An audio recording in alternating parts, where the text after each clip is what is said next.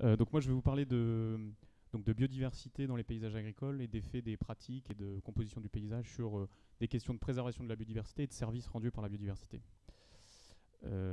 Du coup, vous n'êtes pas sans savoir qu'actuellement, on a beaucoup de données qui nous montrent que globalement, on a un déclin fort des niveaux de biodiversité à l'échelle globale. Alors, on a plein d'indicateurs qui sont soit liés aux pollinisateurs, soit liés aux papillons ou à d'autres taxons. Globalement, cette pente est très forte et elle est d'autant plus forte dans les paysages agricoles. Donc en fait, ça c'est lié à beaucoup de choses. C'est lié notamment à l'intensification forte des pratiques qu'on constate dans différents paysages agricoles. Et c'est aussi lié à la simplification forte des paysages agricoles. C'est-à-dire qu'on a une diminution importante des habitats semi-naturels dans les paysages qui explique cette diminution importante des niveaux de biodiversité. En parallèle de ça, donc, ce constat de la diminution forte de la biodiversité met en évidence le fait qu'il faut construire des systèmes agricoles qui soient plus performants d'un point de vue de la préservation de la biodiversité. Et en parallèle de ça, on sait que cette biodiversité elle rend un certain nombre de services. La pollinisation est un bon exemple, la régulation des ravageurs en est un autre. Donc là, je vous ai rappelé le principe de la régulation naturelle. On sait que c'est un service important. Il y a beaucoup de taxons qui sont impliqués dans la régulation naturelle. Ça peut être des arthropodes, des araignées par exemple, mais ça peut être aussi des chauves-souris. Là, tout à l'heure, on aura un exposé sur les chauves-souris ou des oiseaux. Et donc l'idée, c'est que on peut construire des systèmes agricoles qui soient plus performants d'un point de vue de la préservation de la biodiversité. Et on peut même aller au-delà de ça. On peut trouver une zone de convergence entre préservation de la biodiversité et services rendus. Et on peut du coup comme ça aller vers une diminution de l'utilisation de produits phytosanitaires. C'est un peu la démarche globale ici, quoi. Ce qu'on sait juste en deux mots globalement sur la relation qui existe entre préservation de la biodiversité et régulation naturelle, il y a beaucoup de travaux qui ont été faits qui ont regardé dans quelles conditions on arrivait à mieux réguler naturellement des insectes ravageurs. Est-ce qu'il fallait plutôt une espèce efficace ou est-ce qu'il en fallait plutôt 12? Donc il y a des centaines d'études dans la littérature là-dessus. Globalement, elles trouvent toutes les relations que vous avez à l'écran, c'est-à-dire que des relations positives, des relations négatives, des relations nulles. Donc on sait qu'il existe tout un tas de processus derrière ces relations. Globalement, ce qu'on sait quand on fait la synthèse de la littérature sur cette question, on sait que dans une grande majorité des cas, on a une relation positive entre nombre d'espèces d'ennemis naturels et régulation d'insectes ravageurs ou phytophages dans les milieux agricoles. Donc ça sous-tend un peu, et ça illustre un peu ce que je vous disais juste avant, c'est-à-dire qu'il y a une zone de convergence à peu près, en tout cas assez forte, entre préservation de la biodiversité et régulation des ravageurs, et donc potentiellement un levier important, quoi. Donc c'est de ça que je vais vous parler, quoi. Globalement, pourquoi? Alors, nous, on fait de l'écologie à l'échelle des paysages agricoles. Alors pourquoi on travaille à cette échelle? On pourrait traiter les mêmes questions à l'échelle parcellaire. Globalement, on s'intéresse aux effets de la composition du paysage sur les dynamiques de la biodiversité et les services rendus pour plusieurs raisons.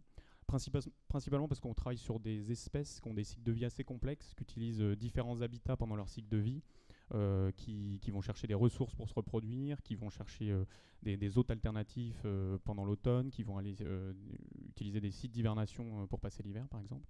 Et donc du coup, on a nécessité pour comprendre les assemblages locaux d'espèces, les effets de la composition de ces paysages sur les dynamiques de la biodiversité.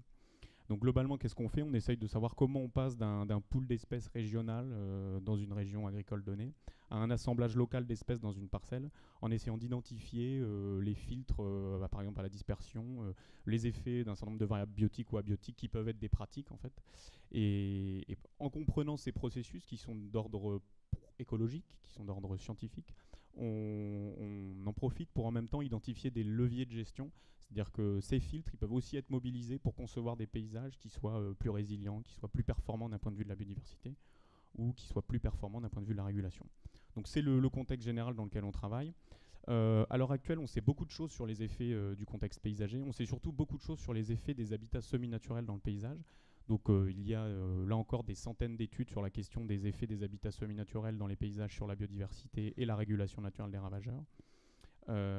Globalement, ce qu'on sait, c'est que maintenir des paysages avec des habitats semi-naturels, c'est-à-dire des forêts, des prairies, des habitats peu perturbés, ça permet d'augmenter le nombre d'espèces d'ennemis naturels, donc c'est le graphique du haut, là, une bonne illustration sur les araignées dans les paysages de culture annuelle. Et ça permet aussi de réguler mieux les insectes ravageurs, typiquement les pucerons en céréales, quoi. Ça, c'est des choses qu'on sait bien dans la littérature. Je vous l'ai dit, je ne vais pas revenir dessus, ces effets-là, ces effets positifs des habitats semi-naturels, il provient de différents processus que je vous ai listés ici. On sait qu'une grande majorité de ces espèces que ce soit des insectes ou des vertébrés, utilisent des habitats semi-naturels pour toutes ces fonctions. Globalement, ce qu'on ne sait pas, donc là j'en viens à la viticulture, c'était une introduction un petit peu longue. Ce qu'on ne sait pas, c'est que globalement, toutes ces études, elles proviennent de paysages en culture annuelle. On a très peu de connaissances sur les dynamiques dans des paysages de culture pérenne qui répondent à des pas de temps assez différents et à des niveaux de perturbation assez différents. Globalement, que ce soit culture annuelle ou culture pérenne, on n'a absolument pas d'informations sur les effets des pratiques dans ces paysages. C'est-à-dire qu'on sait bien les effets des habitats semi-naturels, mais en fait, ces effets-là, ils sont modulés par des effets locaux ou paysagers des pratiques, et notamment les pratiques insecticides. Donc ça, c'est un peu le point de départ de nos travaux. On aimerait aussi, nous, arriver à décorréler les effets habitats semi-naturels des effets pratiques. Et donc, du coup, on a mené un certain nombre d'études, et on a monté des dispositifs à l'échelle de la région pour arriver à décorréler ces effets locaux et ces effets paysagers des pratiques et des habitats semi-naturels sur la diversité des ennemis naturels et les services de régulation. Donc du coup, on a abordé cette question sous l'angle comparaison des systèmes en agriculture biologique et en agriculture conventionnelle dans des paysages viticoles. Donc on a un site atelier qui est dans le sud Libournais et entre-deux-mers, dans lequel on a sélectionné 21 paysages le long de 2 gradients paysagers qui sont donc la proportion d'habitat semi-naturel d'une part et la proportion d'agriculture biologique dans le paysage d'autre part. Ces deux gradients, ils sont orthogonaux.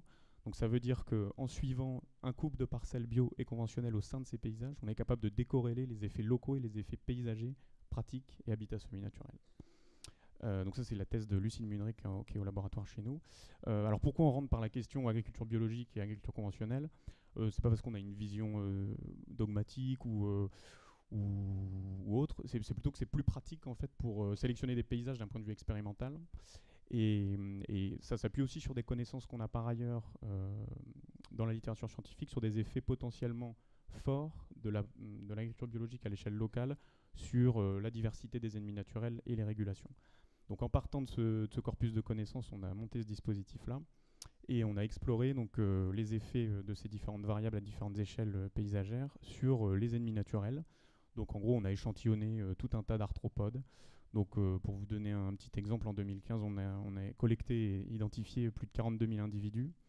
Donc on a un peu plus de 300 espèces d'ennemis naturels qu'on a identifiés, qui sont principalement des araignées, mais pas que. Il y a des carabes, des staphylins, des fourmis, des opilions.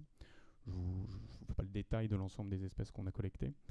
Et globalement, en parallèle de ces mesures-là, on a aussi mesuré des niveaux de régulation potentiels, c'est-à-dire qu'on a exposé des œufs de tordeuses, des larves de tordeuses, des graines d'adventices dans ces parcelles, et on a mesuré les niveaux de régulation rendus par ces communautés le long de ces gradients paysagers et dans les différents modes de production.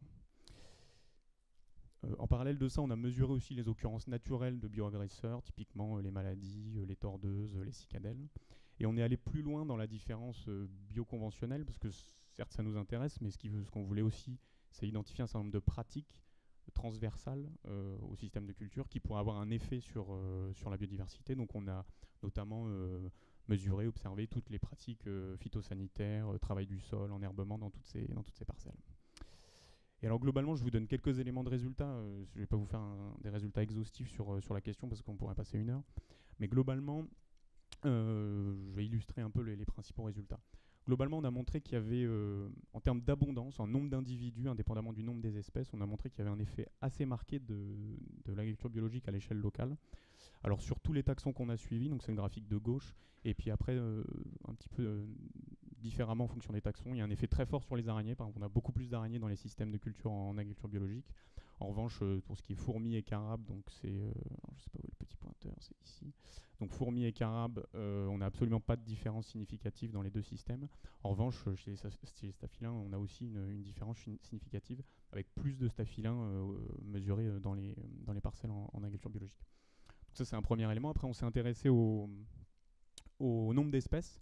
Donc là, pareil, on a différents taxons et tous les taxons considérés ensemble. Quand on regarde l'ensemble des taxons et qu'on corrige par l'abondance, on s'aperçoit qu'en fait, on a une diversité plus élevée dans les parcelles en conventionnel que dans les parcelles en bio. Donc ça, c'était assez intéressant. Et en fait, cette différence, elle provient essentiellement de l'effet qu'on a sur un groupe que sont les staphylins. En revanche, on n'a aucune différence en termes de biodiversité des araignées, des fourmis et des carabes dans les deux systèmes localement.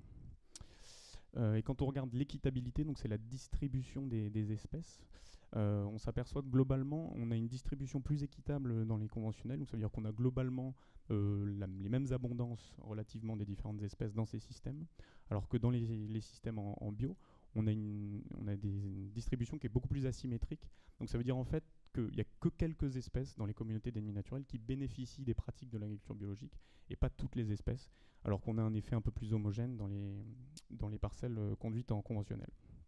Alors ensuite, quelques résultats, là encore, c'est vraiment pour illustrer. En gros, le résultat principal qu'on a trouvé sur ce dispositif, c'est que globalement, on a un effet très marqué de l'agriculture biologique dans le paysage sur les abondances et les richesses spécifiques qu'on mesure dans les parcelles. Mais cet effet, il est très taxon dépendant. On a par exemple là, donc c'est que des abondances, c'est pas des richesses spécifiques qui sont exposées. Les araignées bénéficient vraiment beaucoup de la proportion d'agriculture biologique dans le paysage, donc on va retrouver beaucoup d'araignées indépendamment des taxons considérés, dans des paysages où on a beaucoup de bio. En revanche, les carabes se comportent en gros de la même manière, qu'il y ait des bio ou des conventionnels, ils s'en foutent un peu.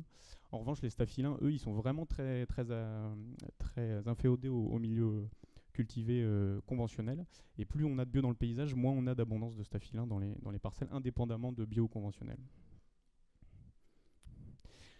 Un autre résultat, bon, il y a une petite coquille sur la présentation, mais c'est pas grave. Un autre résultat assez intéressant, c'est qu'on a eu beaucoup d'interactions, on a mis en évidence beaucoup d'interactions entre les systèmes locaux et le contexte paysager. Et en l'occurrence, le mode de conduite local, que ce soit le bio là en noir ou le conventionnel en gris sur les diapositives, et la proportion d'habitat et la proportion d'agriculture biologique dans le paysage. Alors je m'explique. Typiquement là, on met en évidence qu'on a un effet très marqué du bio sur les abondances d'araignées, et on retrouve la même chose sur la richesse spécifique, chez les bio, quand il y a beaucoup de bio dans le paysage. Ça veut dire qu'on a plutôt intérêt, si on cherche à augmenter par exemple la présence des araignées et leur diversité dans les paysages viticoles, on a plutôt intérêt à agréger les bio entre eux. Si on met des bio dans des paysages où il y a beaucoup de viticulture conventionnelle, globalement on a les mêmes résultats. Donc ça veut dire quoi? Ça veut dire qu'il y a des échanges entre les parcelles et qu'il y a surtout des échanges entre les parcelles menées en agriculture ou en viticulture biologique pour les araignées par exemple, et on retrouve la même chose chez les fourmis.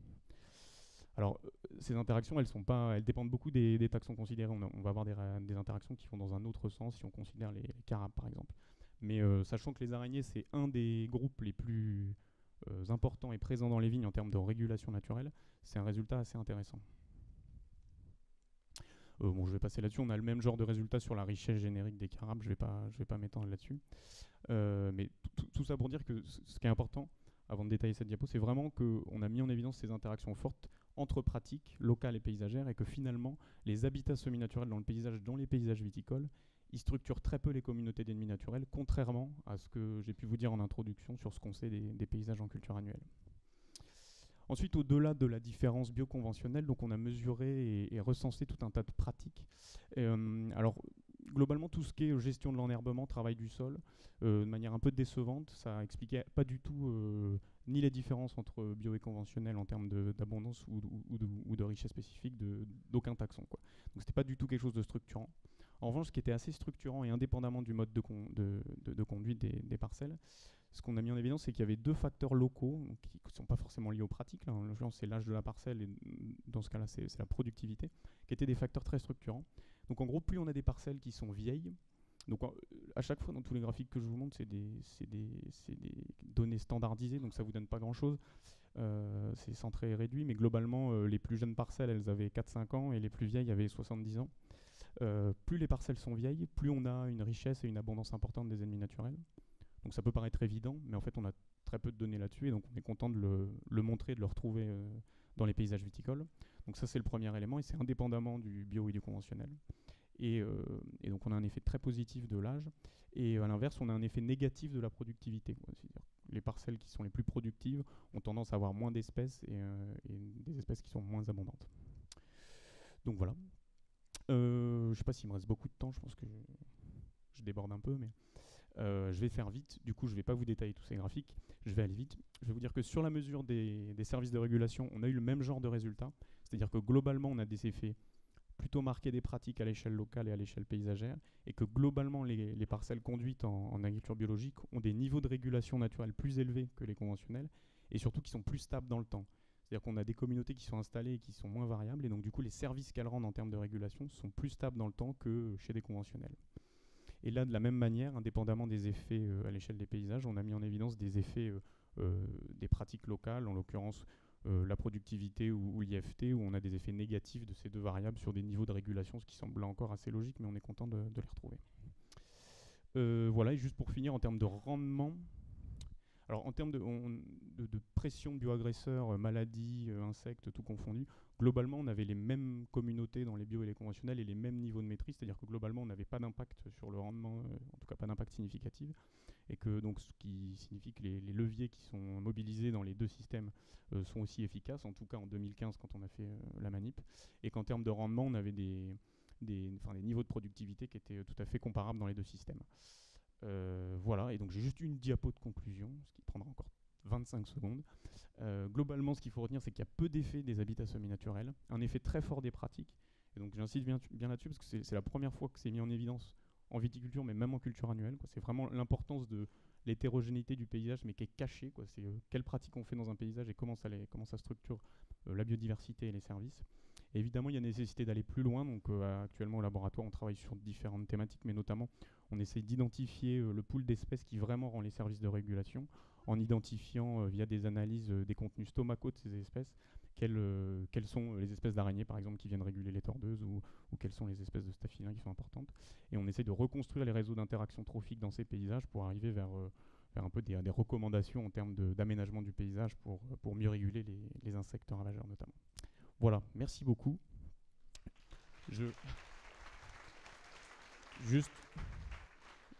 J'en profite pour remercier la Fondation pour la recherche sur la biodiversité et la région Nouvelle-Aquitaine qui nous ont financé ces travaux. Merci.